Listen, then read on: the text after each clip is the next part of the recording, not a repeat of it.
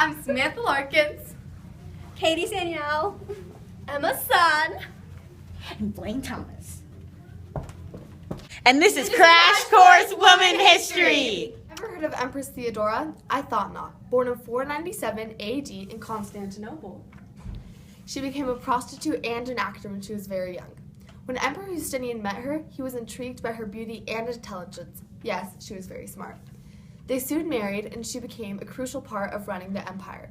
She handled many political issues and was in charge of many foreign relations, which was normally a job for the emperor, leading people to believe that she was more of an emperor than Justinian himself. She was most remembered, though, for her fight for women's rights. She altered divorce laws, giving the girls more rights and more guardianship over their children. She also made it so that ex-prostitutes could support themselves and that a wife could not be killed for committing adultery. She also stood up for the rights of monophysite Christians, being one herself. She died in 548 AD, yet her legacy will live on. Himiko was the first named person in Japanese history ever, regardless of the fact that she was a woman.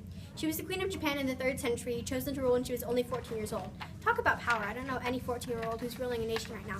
Anyways, she was chosen to rule after men had reigned for about 80 years, and all that came out of that leadership was chaos and disorder. The country decided that they needed a female ruler to shape the nation back up again, so they chose Himiko. Many people believe that she was sort of a sorceress or prophetess, but that wasn't the only reason she was chosen to rule. Himiko is your earliest example of being independent. She didn't need a man. Amen to that, sister. Teacher! Yes? What about Beyonce?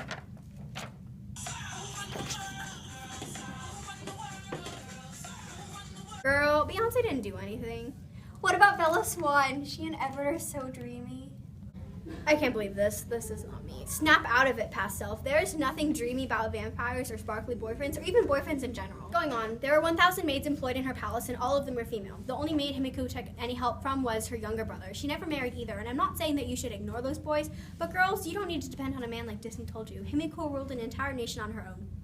You've heard of Mulan, I'm sure, but if it didn't occur to your small-minded brain, there were other strong Chinese women who didn't make it into the Disney franchise, which, for the record, I could refer days on, but trust me, you don't want that.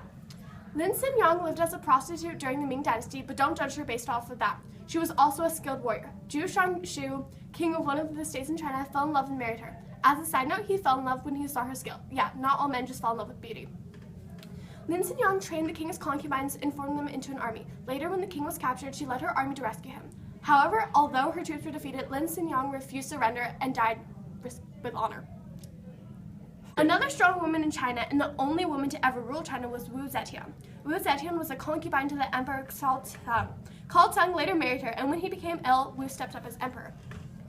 Ambitious in defying the stereotype that women should be meek and docile, Wu was determined to keep her power, and those who thought otherwise were removed from the picture. And now it's time for the open letter. The secret compartment! Oh, look, that's cute. Hundreds of years of mistreatment based on my gender. Continuing. Okay, dear woman in general, if any boy tells you that you're just good for cooking dinner and knitting clothes, or that they're voting for Donald Trump, you need to kick them to the curb. TBH, are you even that good of a cook? And will your significant other really taste the difference between steak and filet mignon? Women, especially in ancient times, were thought to only be useful for satisfying the needs of men. These women defied the odds and stood up for what was right. Sincerely, Samantha Larkins, and all other self-respecting women. Proceeding on, Kala bin al-Aswad was a Muslim Arab warrior during the life of Muhammad. Born sometime in the 600s, Kala was a rebel chick who resisted the stereotype of being a woman. In the Battle of Ajadin, Kala's brother, was captured by Roman soldiers. Instead of boo-hooming and weakening in the corner, she was all like, you messed with the wrong person. Dressing in disguise as a man, Kala rescued her brothers from the Romans. The Romans eventually lost the battle, but in another battle of Ajadin, Kala was captured when she fell off a horse. She was taken into a tent to give pleasure to a general. Disgusting, right? In her mind, it was better to die in honor than live with disgrace. But instead of killing herself like the majority of women did, Kala and some others killed the guards using tent poles. It's rumored that she alone killed 5 guards. Kala most likely died at a young age due to plague in 639 AD. She has multiple schools named after her in Saudi Arabia and also has an Iraqi all-woman military unit named after her. Women in ancient times weren't given much credit or thought of, but why? Well, because the world's sexist, that's why. However, just because they're not talked about doesn't mean they don't exist. These strong women from around the world are prime examples of feminine power. Throughout time and still to this day, we hear so much about powerful men, but there are just as many powerful females, and not all of them have to be warriors to be considered strong. You don't have to fight in a bloody battle to be a warrior. Having the courage to stand alone when no one else is on your side is enough to make you a warrior. Being strong isn't all about how big your muscles are. It's about taking a stand and speaking for what you believe in. It's about being independent and letting the world hear you. As Malala said, we cannot all succeed when half of us are held back. Let's just get this straight. Life wouldn't even exist without women. Women are awesome. And even though society has come a long way, there are still those people out there. Make America great again. Yeah, for white men. And as we say in my hometown, don't forget to be awesome. That was good. I'm not meeting after school. You guys are so rude. No one wants to meet with me after school because like no one loves me, and I just really don't appreciate that right now. I'm just gonna go cry the whole time. Did you just say the F word? That's what I thought too for a second. Oh, thanks for the F word.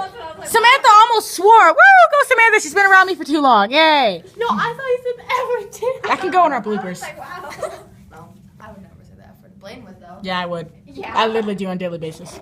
Zhu Shangyu, king of one of the states in China, fell in love and married her. Later, when he I hate this. Same, dude. That's going in the bloopers.